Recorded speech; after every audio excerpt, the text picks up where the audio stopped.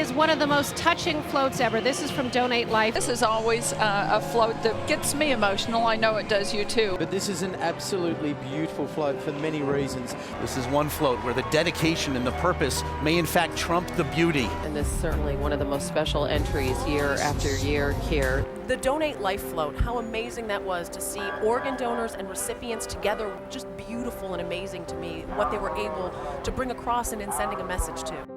It all started with Gary. Gary is magnanimous, inspiring, passionate, visionary, excited, dedicated, positive, vibrant, compassionate, kind-hearted. What one man can do for an entire community and bring us all together for one goal, and that's to show the world what donation means and can be. My name is Gary Foxen. I am a recipient myself. I received a single lung. Well, I had decorated floats a couple of times post-transplant, after I got my transplant. And I thought to myself after the second time, I said, wouldn't it be incredible if we could have a float for Donate Life to shine a light on the donor families, the people who have given life to others. So I wrote a letter to OneLegacy. And I got the letter, I took it to the executive director, Tom Moan. And I said to her, I agree with you, Karen, it's a great idea, but I think it's going to be expensive. It's going to be hard to get the people. Floats are a big deal. I said, I have friends who worked on the tournament committee, and also I'm not sure that this is something that they're going to be comfortable with. And I said, you know what, if we can get a donation float in the Rose Parade, which is the New Year's celebration for really across the world, and they accept organ and tissue donation, then people will be comfortable with it. You know, they will see it in the Rose Parade. The first float made its appearance on January 1, 2004. It was called A Symphony of Life, and we are now, on the 12th float. Every year when that float comes down, we have spent so many hours, and there's been so many volunteers that it's hard to describe. I mean, Gary and I usually embrace each other and just cry.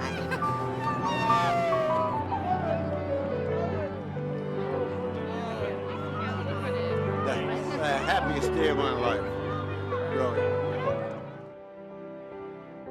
A man like Gary Foxen can get lungs and have 15 years and accomplish so much in those 15 years that had he not been given that gift, this would not have happened. He had passion and he had an idea, and he helped to bring that idea to life. He didn't just say, here, do this. Every decorating session he was here. But he's like a father, a grandfather, a dad, a brother. He's all those things rolled up into one personality. And if there was anybody that you would want to meet or be around any length of time, Gary was it. He's the epitome of the float. He loved life. He appreciated life because of his transplant. And he always wanted to help others. He would read every story. He knew every single person that was going to be honored as a fluorograph. He knew the name, he knew the story, he knew the family. He was just deeply involved and just touched. Well, I get a lot of credit for coming up with the idea for the float, but it's really not about me as much as it is about everyone that's involved in it. It means so much to us because January 1st was his birthday. And as a family, we spent many nights sleeping on Colorado Boulevard and celebrating his birthday in the morning with the parade. And so now we all are on the parade route cheering him on as he looks down at us. A young man from Sacramento who had just passed away from a sinus infection was a donor, and we matched perfectly. And because of him, I'm here today. I carry his hat with me wherever I go. We're doing this for our mom, Doris Stryker, in Honolulu, Hawaii. She's on the kidney transplant wait list, and we're dedicating this rose to her, making sure that she stays strong on dialysis and that we love her. While we have come a long way, we are not yet at the end of our journey. The end of our journey will be when there is no one on the waiting list, We always want to stay true to its genesis, that this was inspired. It was inspired by a recipient who wanted to be thankful and wanted to celebrate what the gift of life makes possible. You know, we never, ever, Gary or I, either one, ever thought it would be what it is today. I mean, we're so blessed. The float and what it represents and what it shows the public about what organ donation can do is just incredible. It's beyond words.